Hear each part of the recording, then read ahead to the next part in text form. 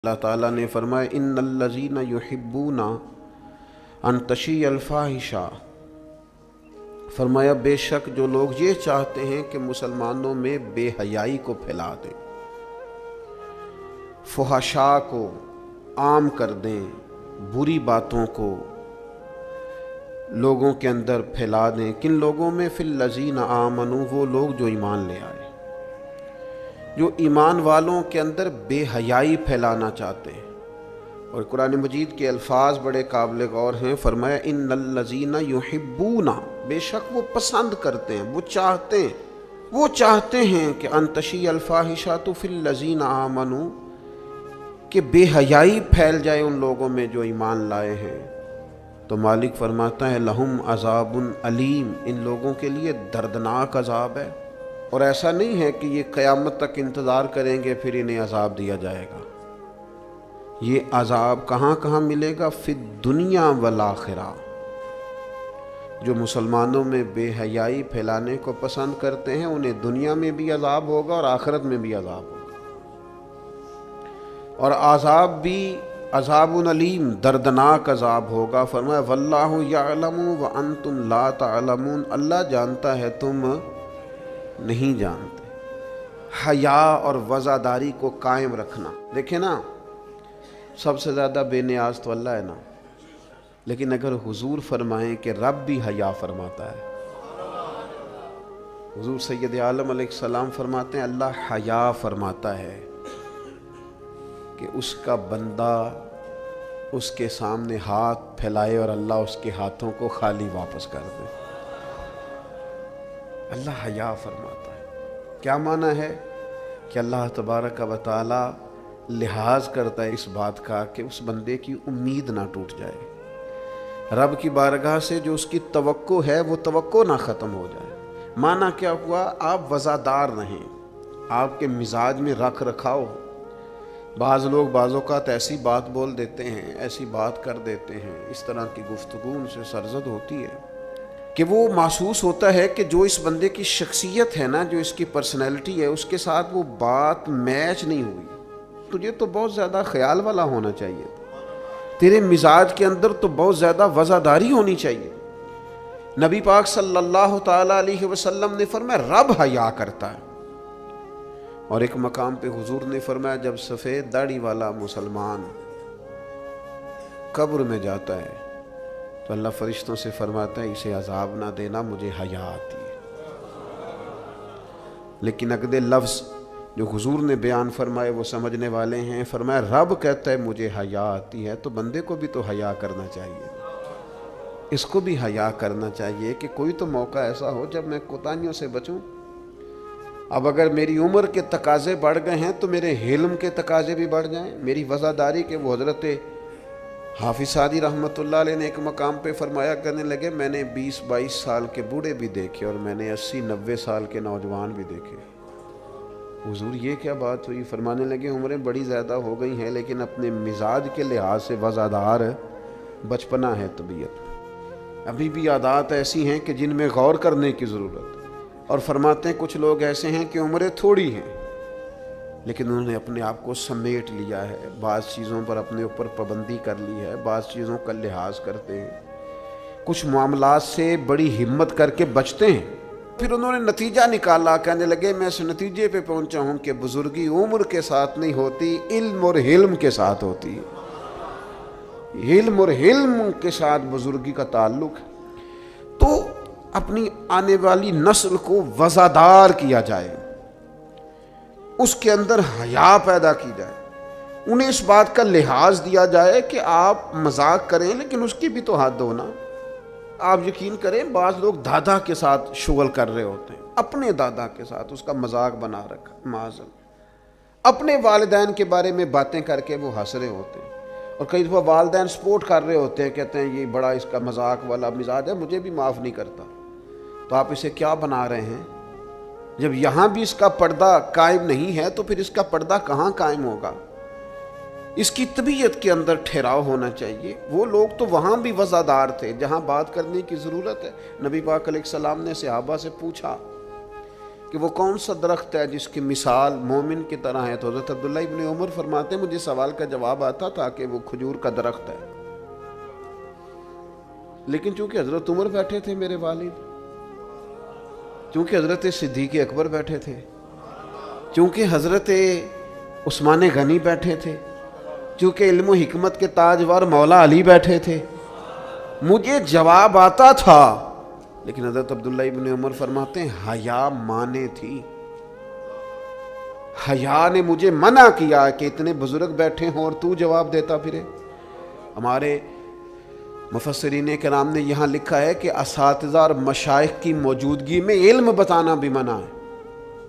आपके बड़े बैठे हों, आप तकरीर करने से भी लिहाज करें, आप वहाँ कोई मसला नहीं बयान करें।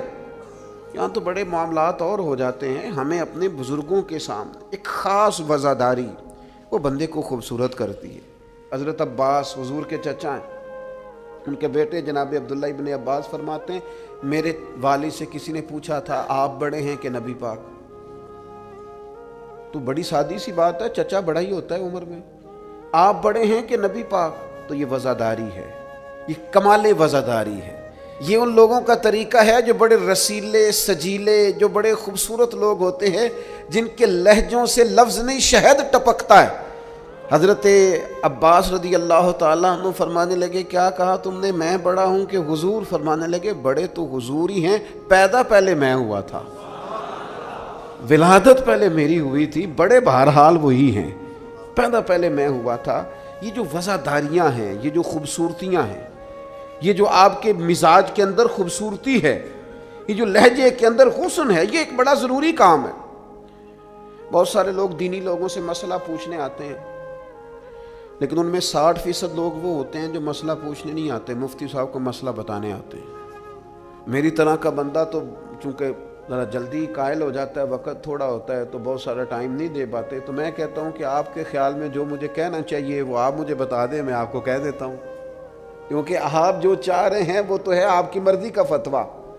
तो मुझे आप बता दें भला इस सवाल का जवाब क्या होना चाहिए, मैं आपको बता देता हूँ। लेकिन अगर आप मुझसे पूछने आए हैं तो फिर आप हौसला करें, फिर दीन जो बात कहता है वो मुझे बयान करने दें, फिर मर्ज़ी का फतवा हासिल न करें, फिर ज़रा रुकें। और यही हालत बहुत सारे इल्ला माशाअल्लाह शागिर्दों की होती है। उनका ख्याल होता है उस्ताद मेरी मर्ज़ी के हिसाब से तालीम दे, मुरीदीन का ख्याल होता है कि शेख इस तरह करके चले। तो भाई तेरी शर्तों पे ही करना है, अगर तुझको कबूल तो ये सहूलत तो मुझे सारा जहां देता है। अगर तेरी शर्तों पे ही तूने आना है कि मेरे पास ये टाइम है तो इस टाइम आऊँगा, तो मैं इस वक्त पसंद करता हूँ तो मैं इस वक्त आऊँगा, तो आप अगर ये कहेंगे तो फिर मैं ये तेरी शर्तों पे ही करना है, अगर तुझको कबूल तो ये सहूलत तो मुझे सारा जहां देता है। फिर तो ठीक है, अगर हमने कुछ लोग कुछ दो की पॉलिसी पे ही ताल्लुक़ बनाना है तो फिर उस्तादी शागिर्दी तो ना हुई, फिर तो ठीक हो गया, फिर याराने करेंगे, दोस्तियाँ करेंगे। इस तरह के लोग तो ढेरों मिल जाते हैं। अपनी ज़िंदगी के अंदर वज़ादारी, खूबसूरती, ठहराव, लहजे के अंदर हुस्न, मिजाज के अंदर एक कमाल। हज़रत इमाम मालिक रहमतुल्लाह अलैह को किसी बात पर इमाम आज़म ने बड़ा डांट दिया, शागिर्द थे, बड़ा डांट दिया, सख्त डांटा। और उसके बाद भी वक्फे वक्फे से कभी कोई ऐसी बात होती तो इमाम साहब कहते हैं मेरी तबीयत से वो गुस्सा ना जाता कि यार इसने ऐसा क्यों किया। कुछ अरसे के बाद जाके वो बात खुली कि जिस बात पर इमाम अबू मालिक को डांटा है उनकी तो गलती नहीं थी, दूसरे क्लास फेलो की गलती थी।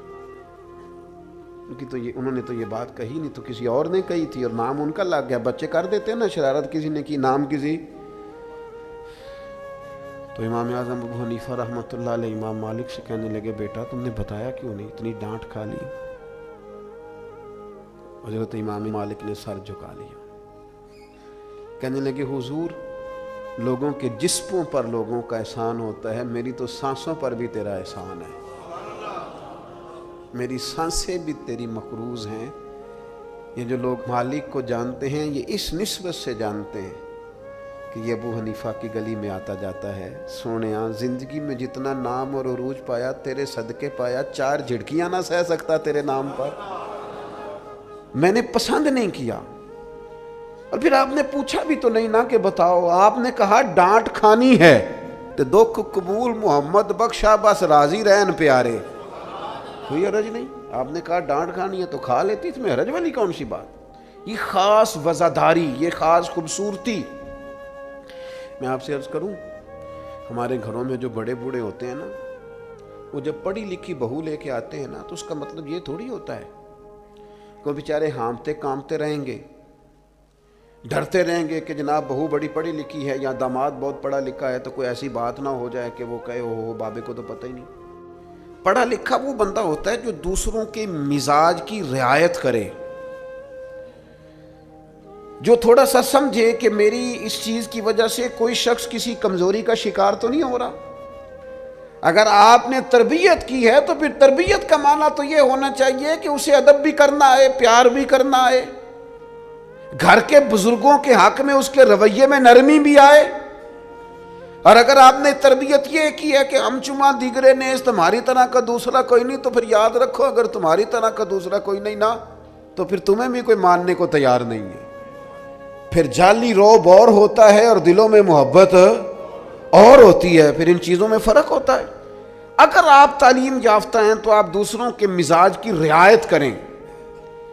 आपको फिर हजरत मौला अली शेर खुदा रदी अल्लाह ताला अन्हो से किसी आपने फरमाया एक मकाम पे फरमाया हर चीज की ज़कात होती है। अक्ल की ज़कात पता क्या है हुजूर? क्या फरमाया? अक्ल की ज़कात जाहिलों के साथ गुजारा करना है। तेरी अकल की ज़कात निकलेगी, तुझे पता चलेगा कि तू किस तरह गुजारा करता है।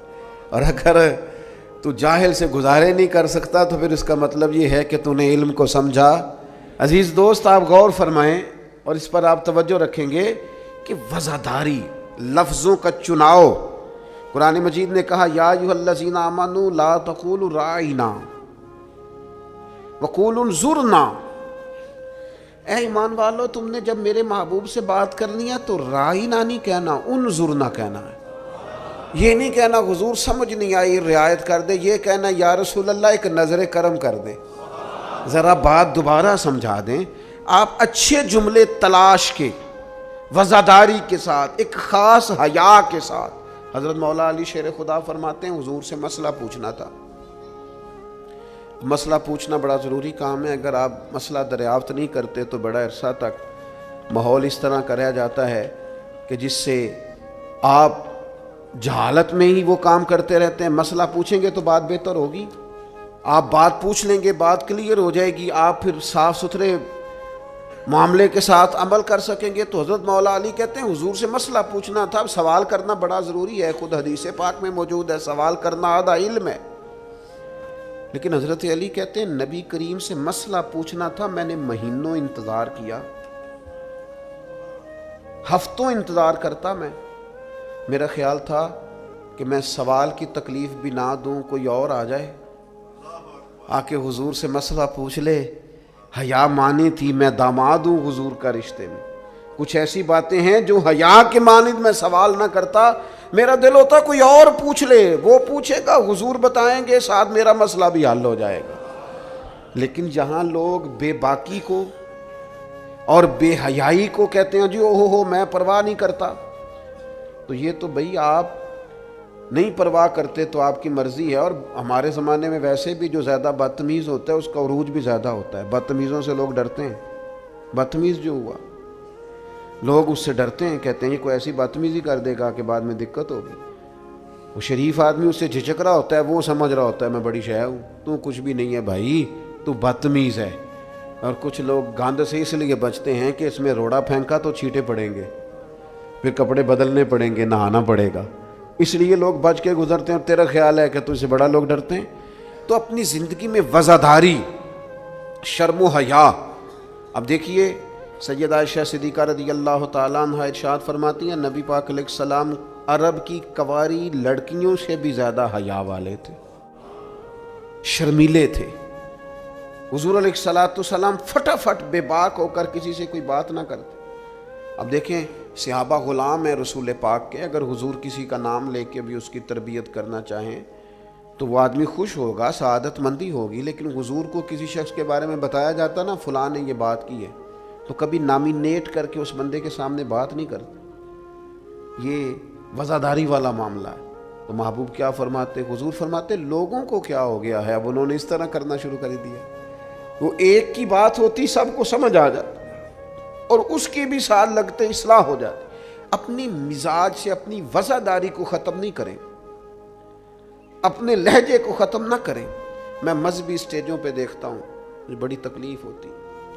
जो फलानी चीज़ ना माने वो हलाली नहीं, जो फलानी बात का जवाब ना दे बाप का ही नहीं। ये आपका स्टाइल है? ये दीनदार लोग इस तरह बात करते हैं? ये आप डिग्रियां जारी कर रहे हैं? क्या रसूल पाक अलैहिस्सलाम का अंदाज़े तबलीग माज़अल्लाह ये था? मैं क्या करूं, सिर्फ मैं दीनी लोगों की बात नहीं कर रहा। जो आदमी गंदे लतीफ़े सुनाता है ना स्टेज पे बैठ के, उसकी आप फैन फॉलोइंग देखें कितनी ज़्यादा है। स्टेटस क्या है? गंद बोलता है, लतीफ़े सुनाता है, और उसको सुनने वालों की तादाद क्या ओ आ रही है, दुनिया टूट के पड़ रही है। ये हमारे मुआशरे के मजमूई मिजाज की अक्कासी करती है कि वज़ादारी किस हद तक ख़त्म हो गई। अपने अंदाज में, अपने लबो लहजे में ख़ास शर्म हया, ख़ास खूबसूरती। हमारे जो देहाती घर होते थे उनके अंदर बड़ी वज़ादारी होती थी, उनके अंदर बड़ा ख्याल रखा जाता था, चीज़ों को बड़ा समझा जाता था। यहाँ आप हालत देख लें, शादी बेटी की हो या बेटे की हो, सारा ख़ानदान ब्यूटी पार्लर में बैठा होता है। कोई वज़ादारी नहीं रही, कोई वो मामला ही नहीं रहा जिसमें हुस्न होता था, खूबसूरती होती थी। रसूल पाक सल्लल्लाहु ताला अलैहि वसल्लम ने फरमाया, हया खैर ही खैर है, हया सिरापा खैर है।